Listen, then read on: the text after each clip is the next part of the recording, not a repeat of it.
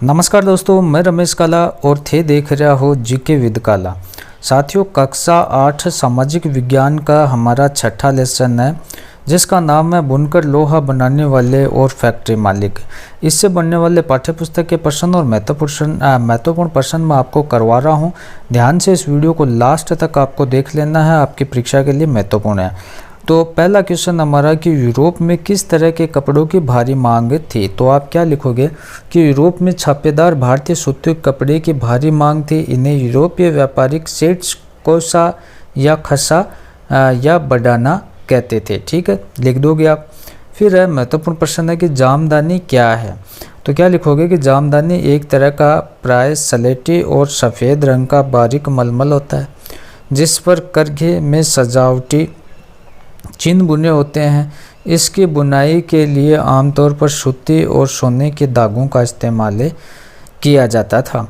फिर बंडाना क्या है। बंडाना क्या है, इस पर क्या लिखोगे कि बंडाना शब्द का प्रयोग गले या सिर पर पहनने वाले किसी चटक रंग के छापेदार गुल्लूबंद के लिए किया जाता है। ये शब्द हिंदी में बांधना शब्द से निकला है। इस श्रेणी में चहक रंगों वाले ऐसी बहुत सारी किस्म के कपड़े आते थे जिन्हें बांधने और रंगसाजी की विधियों से इसे बनाया जाता है। सर्दियों में बांधते हैं ना, उसी गुलबंद की बात चल रही है। उसके बाद आप देखें, नेक्स्ट क्वेश्चन है कि अगरिया कौन होते हैं। तो क्या लिखोगे कि अगरिया लोहा बनाने वाले। देखो, एक मेरा व्लॉग चैनल है, इस वीडियो के नीचे डिस्क्रिप्शन में लिंक है, उस चैनल को भी आप सब्सक्राइब कर लें।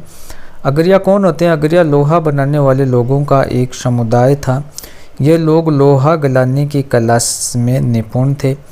रिक्त स्थान भरे। इसमें क्या है कि अंग्रेज का शीर्ष शब्द हिंदी के खालिस्तान में क्या आएगा, छींट शब्द से निकला है। फिर टीपू की तलवार स्टील से बनी थी, तो इसमें आ जाएगा वुड से। भारत का कपड़ा निर्यात कौन सी सदी में गिरने लगा। तो उत्तर होगा हमारा 19वीं सदी। हाँ, निम्नलिखित विभिन्न कपड़ों के नामों से उनके इतिहासों के बारे में क्या पता चलता है। तो उत्तर क्या लिखोगे कि कपड़ों के नामों से इतिहास छुपा है। विभिन्न कपड़ों के नाम का अलग इतिहास है। यथा जैसे मसलिन, जिसे मलमल कहा जाता है। यूरोप के व्यापारियों ने भारत से आए बारीक कपड़ों को सबसे पहले मौजूदा इराक के मसूल शहर में अरब व्यापारियों के पास इसको देखा था।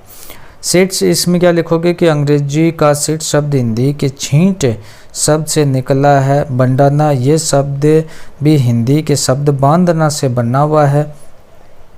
उसके बाद आप देखोगे बच्चों कैलिको।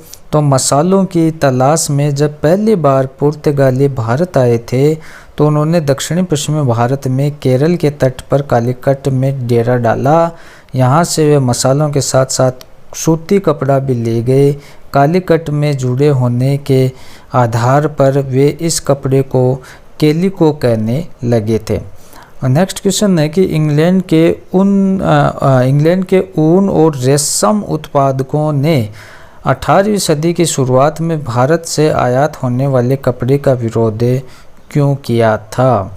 तो 18वीं सदी की शुरुआत में इंग्लैंड में कपड़ा उद्योग के विकास की शुरुआत हुई थी। भारतीय वस्त्रों से प्रतियोगिता के असक्षम होने के कारण ब्रिटिश उत्पादक अपने देश में भारतीय वस्त्रों पर प्रतिबंध लगाकर अपने लिए बाजार सुनिश्चित करना चाहते थे।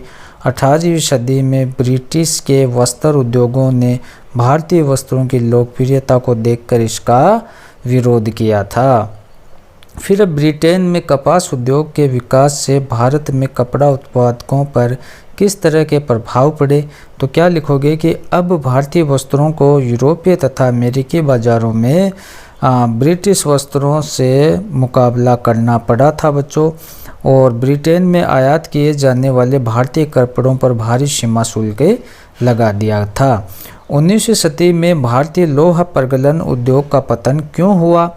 तो क्या लिखोगे कि नवाबों व राजाओं की हार, नए वन कानून, भारी कर, लोहा इस्पात कारखानों का उदय ब्रिटेन से आयात, ये आपको लिख देना है।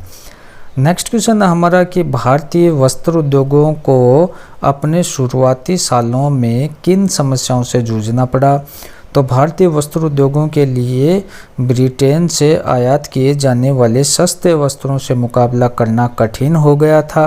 अधिकतर देशों में सरकारों ने आयात पर अधिक से अधिक सीमा शुल्क लगाकर अपने यहाँ औद्योगिकरण को प्रोत्साहित किया। इससे प्रतियोगिता खत्म हो जाती थी तथा संबंधित देश में नव स्थापित उद्योगों की सुरक्षा मिलती थी। तो इस प्रकार से हमने इस लेसन को देखा बच्चों, महत्वपूर्ण प्रश्न थे और आप प्लेलिस्ट में जाकर देखोगे तो आपको सामाजिक विज्ञान और सब्जेक्ट भी मिलेंगे, उनको भी आप ज़रूर देखें। चैनल पर आप नए तो चैनल को सब्सक्राइब कर लें, व्लॉग चैनल को भी सब्सक्राइब करें, वीडियो को ज़्यादा से ज़्यादा लाइक करें, शेयर करें। धन्यवाद।